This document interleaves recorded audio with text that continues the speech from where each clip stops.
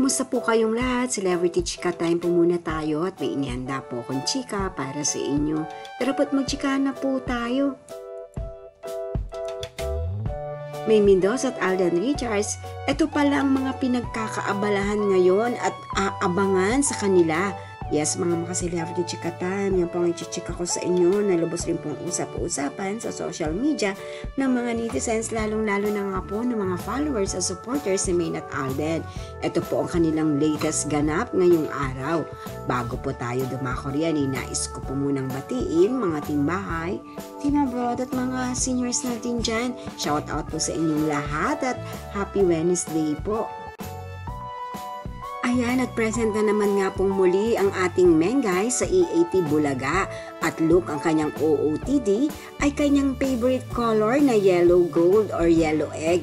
Yes, mga celebrity chika time, unlimited happiness na naman nga pong kasiyahan, kakwelahan at kakulitan ang hatid-hatid ni Maine sa EAT Bulaga na mga followers at supporters at fanatics. Narito po ang isang short video clip ng kaganapan po ni Maine bilang host ng Legit na Broadcast ng EAT Bulaga.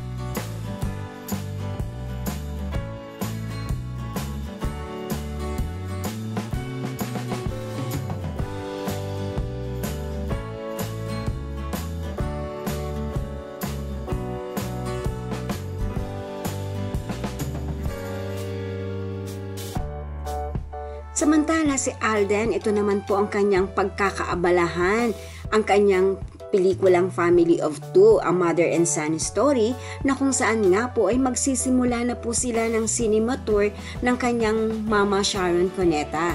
Yes po, sa darating na December 22 at yan po ay araw ng Biyernes, ay lilibutin na po nila ang mga sinihan.